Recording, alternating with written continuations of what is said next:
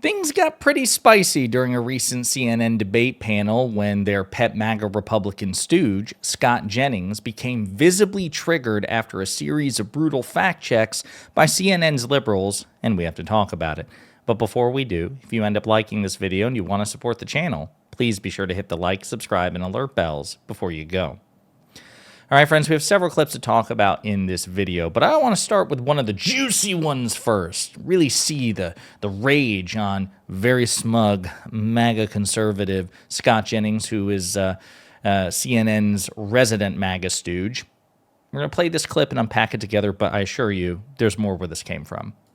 Sense of trust in others. That's you're stretching that one. No, I'm not. I'm just telling. That's This is a civilian position. This is a civilian position. I understand. No, it's not. But I just think there's a bigger I'm just telling you that's not made up. That's a real thing. It's just. He's not up for general. He's up for a civilian position. I get it. There's a total difference. I get it. But I think there's tonight a on double CNN, standard. the Republicans don't care about I think family there's a values. huge double standard. The party of Bill Clinton. Republicans, The party of Bill Clinton Republicans and were Doug Emhoff talking don't get the about lecture me. evangelical issues of morality. And we said, oh, we've got a Democrat here who's well known for, and then all the charges emerge. They would absolutely take him apart, Scott. So you see how triggered he was there, referencing Bill Clinton. Oh, how dare you? And then trying to hide behind the loophole of, well, sure, Hegseth doesn't meet the standards for the people who would be reporting to him, his subordinates. But that's because this is a civilian position, so he doesn't have to meet the same sort of moral standard we expect from, military officers. Pretty pathetic. But to see the rage on his face when Ashley Allison's like, oh, this just in on CNN's, Republicans don't care about family values. Now, we've known that to be the case for quite some time, particularly since Donald Trump became their standard bearer. So even if Scott Jennings wanted to try to hit us with the allegations against President Clinton. There have been many allegations against President Clinton. There are many more credible allegations against Donald Trump, not the least of which being Bill Clinton hasn't been leader of this party since 2000, right? So 24 years. And Donald Trump was found liable in a court of law for sexual abuse and defamation. So again, the Donald Trump's moral transgressions are just unprecedented in modern American history, and that's your guy, Scott, so I'm not sure you really have a leg to stand on here. But I want to play some other clips as well of not just Ashley Allison and Juan Williams of Fox News, who showed up for this panel, but also Catherine Rampell, who is one of the best on CNN's payroll. She should be, as far as I'm concerned, on every damn panel because she's so good. We're going to play these clips and unpack it together, and the last thing I'll say is Scott Jennings has a sidekick here. Multi-millionaire conservative investor and Shark Tank celebrity Kevin O'Leary. So with all that in mind, let's play some more clips. The Democratic Party conducted itself today in a terrible fashion. Tim Kaine, in his line of questioning, sounded like a sex pervert. He sounded like he wanted someone who it was wanted terrible. to know if he was and so all these issues you all were raising, why didn't Tim Kaine spend 8 minutes on that instead of spending 8 minutes dumpster diving with his stupid opposition research dump? It was atrocious, and the Dems killed any chance they had of making a case against this guy. It was terrible. So again, all of this is in reference to the confirmation hearing of Pete Hegseth, former Fox and Friends weekend host and defense secretary nominee. So he's referring to Tim Kaine, a Democrat who probably stole the show with the most brutal line of attack on Pete Hegseth, but he's just making the case that the Party of Family Values is nominating yet again a person who doesn't live up to that standard and who would not surpass or meet the standard, rather, of the enlisted officers who would be at his command should he become Secretary of Defense. So it's a perfectly valid line. But we'll continue and, again, see some sparring between Jennings, an increasingly triggered Jennings, and Catherine Rampell. They only had $1,000 left. He wrote that letter. That was penned by all the Democrats here are carping about are very upset because please don't describe those of us who are journalists the Democratic I'm not Party, a paid Republican strategist. I'm not a paid Democratic strategist. Unlike somebody across the table. The Democratic Party. Yeah, I love it. She's so damn good. She just doesn't give a shit, man. She just fact checks him. She'll interrupt. She'll run roughshod. These people do this to Democrats all the time. So I'm glad that Democrats, liberals, and I do think she's liberal. She might not identify as a Democrat. She's certainly not a paid Democratic strategist. But I love the fact that she is giving it back to him, matching that sort of abrasive energy. You just love to see it.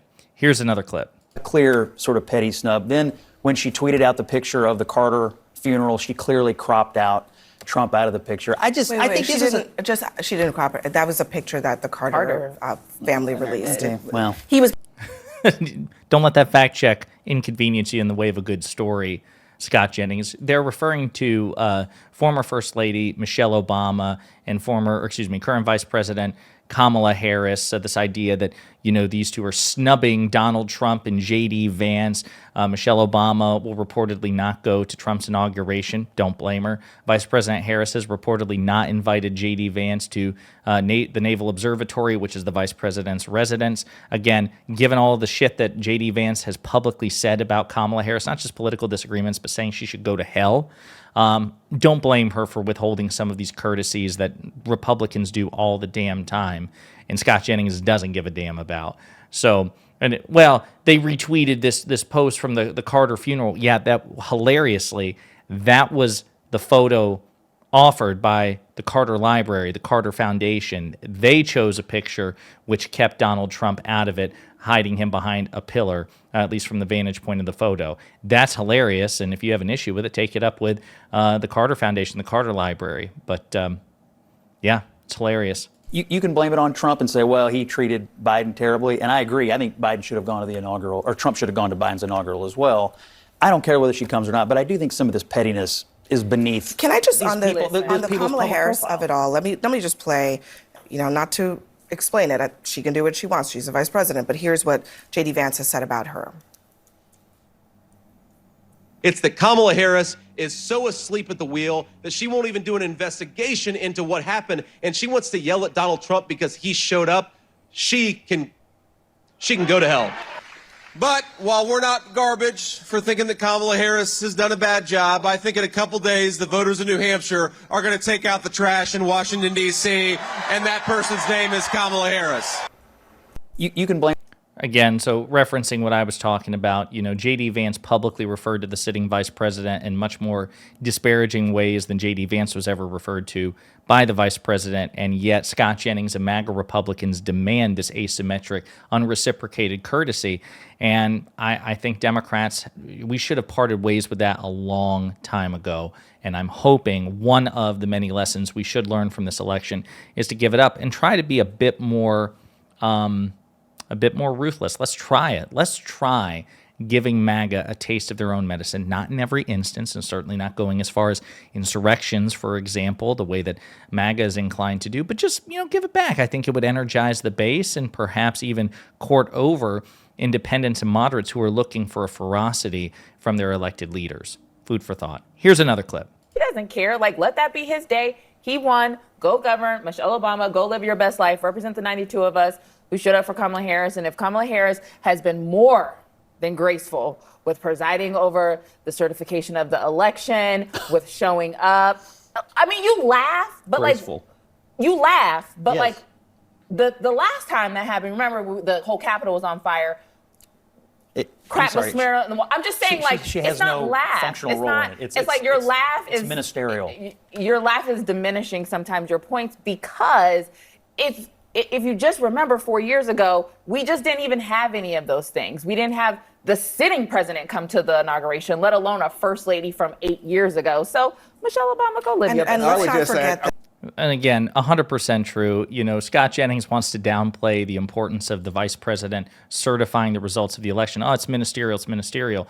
Yeah, but that wasn't the position that was adopted by your cult leader, Donald Trump, and so many prominent MAGA Republicans. They took the position that the sitting vice president doesn't have a merely ministerial role and can simply unilaterally decide the outcome of elections that they don't like. Now, of course, the little caveat there is that apparently that power is only for sitting Republican vice presidents. Apparently, Democratic presidents don't unlock that certain authority, but you all were the one who introduced the ridiculous notion that vice presidents can do that. We didn't do that. So for you to poo-poo the role of the vice president, you should probably take it up with your cult leader and say, hey, Donald, that was really stupid that you thought that vice presidents could unilaterally toss out the results of elections. But of course, Scott Jennings won't do that. Again, good on Ashley Allison for providing the fact checks. Here's another clip. Over time. I do think we are off the slippery slope of election denialism. Both parties seem to have accepted the outcome here.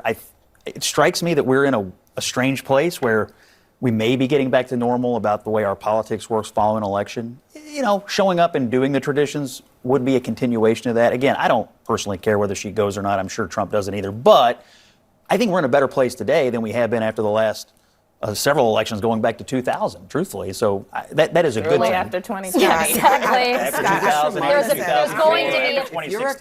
going to be a peaceful transfer of power. I think that is a victory. If you're a Hitler's taking Catholic over. and It's you don't amazing. go to church on Sunday, you burn in hell. That's the way I look at this thing. Look, you got to follow the tradition. I've said this once, and I'll say it again. The only time that we've had a former president not pass the baton to the person that is succeeding him was when Donald Trump did it. That's the Also only time bad. it's ever happened. Also bad. I'm just saying that's I wish the he had only gone. time. So when we talk about slippery slopes, Donald Trump just went all the way off the cliff. Okay, he didn't even go down the slope. He just went off the cliff, and that's why we are where we are today. Everyone. Over time. Love it. Love seeing the pushback on the false equivalence from CNN, unfortunately, a network which often indulges in false equivalence from their defenders, from their, or rather from Republicans. And we need to see more of it, especially as Donald Trump takes power and we're seeing increasing evidence of, the media capitulating to Trump out of fear or perhaps self-interest or a combination thereof. Here's another clip, this one featuring Kevin O'Leary more prominently.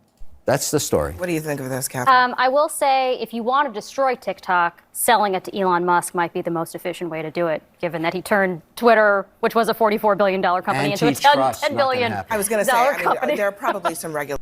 So this is in reference to the rumor, Bloomberg reported this, so it's not like it's totally out of the blue.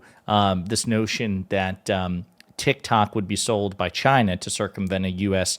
ban on TikTok, that they would just sell it to Elon Musk. That was reported.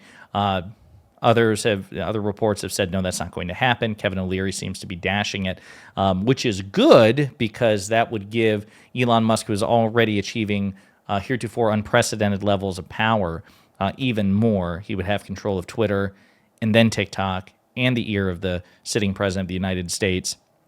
Kevin O'Leary says, antitrust regulators would never allow it, but it would be the Trump administration, I believe, and their FTC responsible for enforcing that antitrust legislation or those antitrust rules. So I'm not totally confident on that. But again, we'll see. Another clip from the CNN panel, this time from Kevin O'Leary, suggesting that wildfire aid should be conditioned. Peace, Kevin, you're up. New idea. All that recovery aid that Gavin Newsom and Mayor Bass are asking from the federal government, tie it to a package where they both get whacked because they're so incompetent and it's time to get rid of them.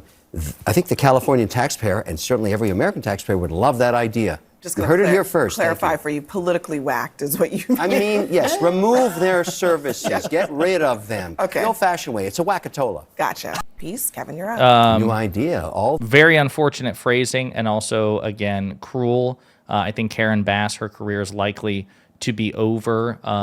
Seems to be the consensus. I don't know if there's a recall provision. She'll probably lose re-election if this is still in the minds of California voters. Governor Newsom is term locked, so he can't seek re-election anyway. I doubt he'll be recalled, and if he were recalled, I don't think it would be successful. But again, to condition wildfire assistance on political concessions is absurd. I doubt Kevin O'Leary would ever take that posture for the various crises in red states under Republicans, but we'll see. Last clip of Catherine Rampell mocking Donald Trump in front of Scott Jennings and Kevin O'Leary, two top Trump allies. So good. Catherine. So Donald Trump posted today that he wanted to create an external revenue service, similar to the Internal Revenue Service, the IRS, to collect tariffs. I would hope that one of his aides would tell him what the C in CBP stands for. It stands for Customs. We already have an agency, a 60,000 person agency that does this. Trump wants to create a new parallel agency, apparently that does the exact same thing, which tells you that Doge has its work cut out for it. Trump likes a good name. So, Catherine. Yeah, but again, the point being, the whole purpose, Donald Trump claimed that he's going to streamline government, make it more efficient, and yet again showing that he has really no knowledge of how the government works because, exports and duties, these things are handled by customs, as Catherine Rampell points out. So if he does follow through with it, it will be yet another redundant agency, which is the opposite of streamlining government and making it more efficient. Anyway, fantastic panel. Love that Scott Jennings, to a major extent, and Kevin O'Leary to a lesser extent, were humiliated with a series of fact checks. Really good to see. Again, small victories and silver linings as the Trump administration manifests. So we have to delight in what we can. In the meantime, let me know what you think in the comments.